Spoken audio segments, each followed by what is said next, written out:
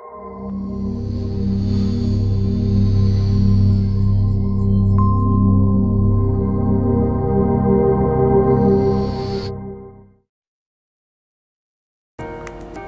there, I'm Craig from SolaX and welcome to this video guide in which we are going to show you how to set up the Wi-Fi connectivity so that you can monitor the inverters online via the xCloud and the SolarMan portal.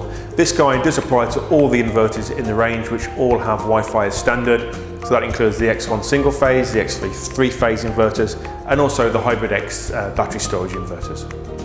Okay, we're going to begin the tutorial now. Before we do that, one quick point. We always recommend that you use a laptop when setting up the connectivity, well obviously Wi-Fi enabled, rather than using a tablet, an iPad or similar, where you can sometimes have connectivity issues. Okay, so what we're going to do at this point then is connect directly to the inverter itself, with a view to connecting it to the customer's router so that the data is transmitted to the internet, to the xCloud. And it's at that point that the customer can then access that data. They can either use the SolarMan web portal or the SolarMan iPhone app or Android app. We'll get onto that a little bit later. So let's set up this connectivity now. Okay, so the first thing I'm going to do here is just open up a list of available Wi-Fi networks. Now you can see there, I'm actually connected to SolaX, so that's our Wi-Fi network here. We use that obviously to connect to the internet. Beneath that we have, as you'll see, another network. It's an unsecured network that begins with a prefix of AP followed by a number. Now that number is the data logger serial number for the inverter we have in place here. So that's a unique number. It's worth making a note of that number because you will need that later on when you actually register the system on SolarMan. But that number does also appear on the side of the inverter on the label, so you know, it does appear in a number of places. But that is the data logger serial number of the inverter, not the serial number itself, so yeah, don't confuse the two. Okay, so what I'm going to do is I'm going to connect to this network, and what I'm doing here essentially is connecting to the inverter directly. This process normally takes maybe 30 seconds to complete, so just be patient while that connects.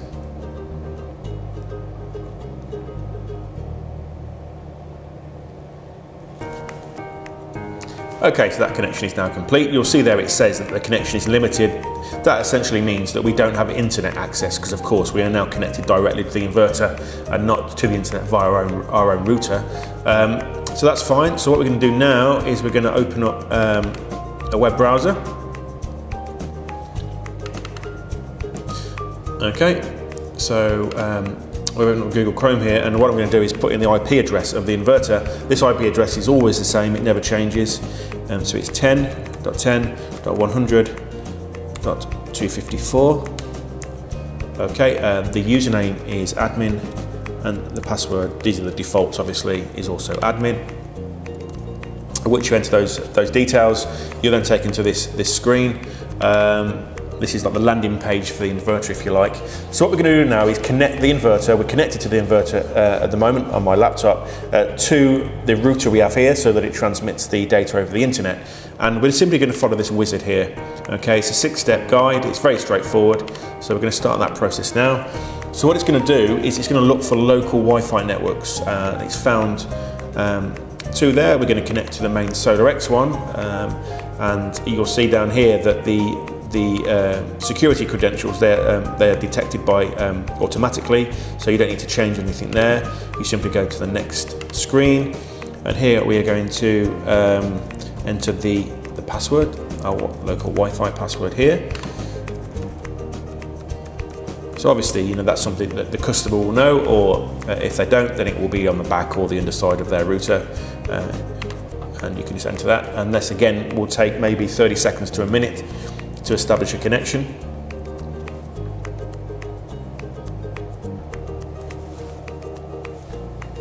Okay, so that's completed. Okay, the next screen here, it says please fill in the following information.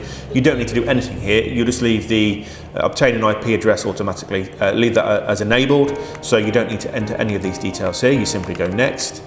Again, you can just skip through this step. It's not important that you change any of these settings, so again just go next, and that is essentially it.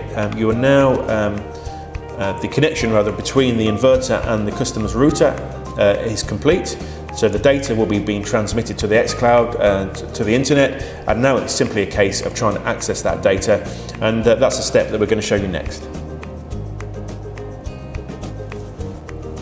Okay, so the connectivity is now in place. So what we're going to do now is we're going to basically run through the process of setting up a SolaMan account. Now, this is something that the installer will sometimes do for the customer. In other cases, it might be that they give the customer the website address and the customer registers their system themselves.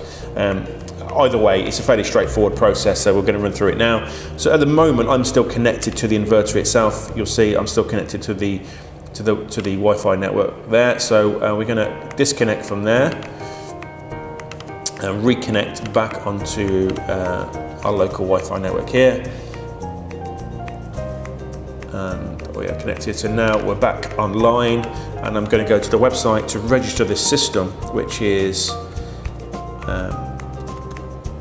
solamanpv.com. So this is the main landing page for SolaMan. Now what you might find is on the first visit it will default to Chinese. You simply change it to English here. And on subsequent visits you'll find that it will remember that it's English is your preference, and it will default to English. Now of course at the moment we aren't registered, so we need to do that. So simply scroll down to the button where it says register, and here it will ask you to create a new account.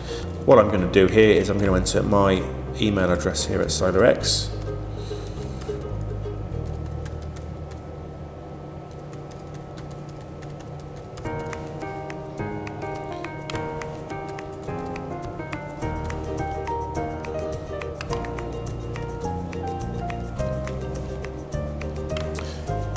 Okay, we're going to skip on to the next step then.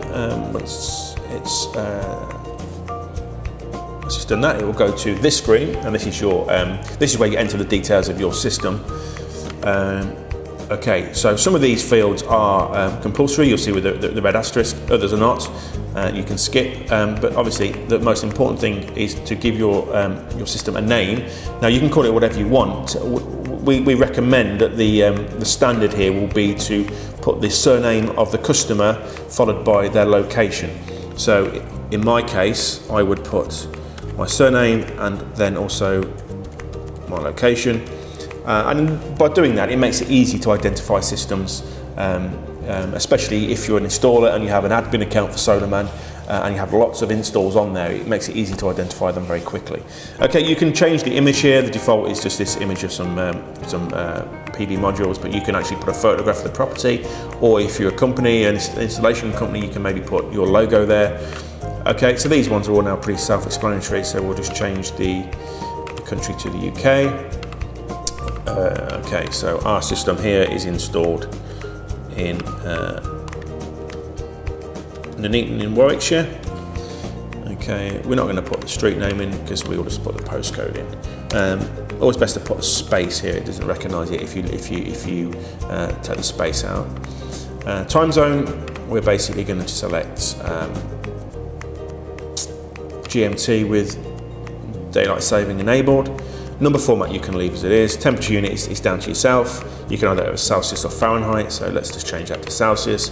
Size of the system, we have a 4 kilowatt system here at our head office. Feed-in tariff as it stands is 14.38 pence. That will obviously alter in time, so just enter what the tariff is at the time that you register the system. Okay, these aren't compulsory, but we always recommend that you enter the correct details here. So the panel type, just select from the drop-down list if you've got Sharp or whatever it is. In our case, we have EcoFuture from Sunderlight. Our inverter type is obviously a SolaX inverter, so we select that from the list. Description, you can put a description there if you wish. It's not compulsory.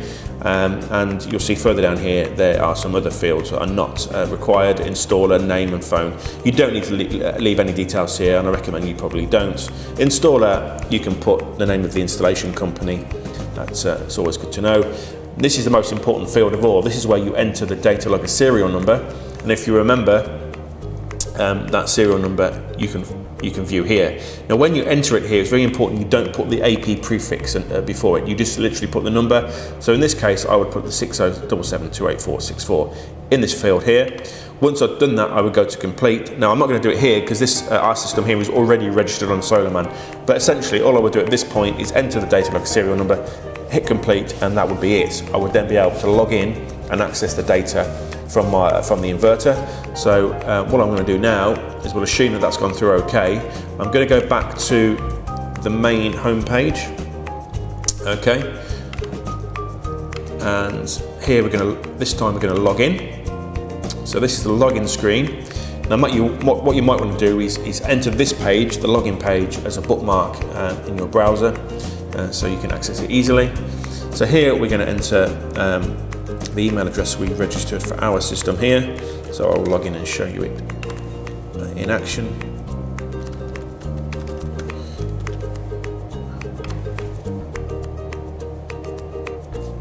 Okay, so that's essentially it. We've covered everything we planned to in this tutorial. The most important things, of course, being the connectivity between the inverter and the router so that the data is transmitted to the internet.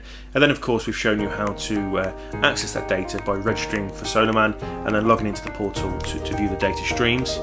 Obviously, we've only scratched the surface in terms of what's possible within SolaMan itself, in terms of the historical data, the reports and the data streams and that sort of thing, but that's something you'll pick up as you go along. Obviously, if there's any questions that you have that perhaps things we haven't covered during this tutorial, then by all means get in touch. You can email us at service@solaxuk.co.uk and we'll do our best to come back to you on the same day with an answer. Alternatively, you can call us. We're here Monday to Friday during office hours. The number is 0845 689 6009. And also, of course, we do have the website where there is a FAQs section and a download section. Included within that is a PDF guide to the Wi-Fi setup, so please download that and take a look at that. Many thanks for your time.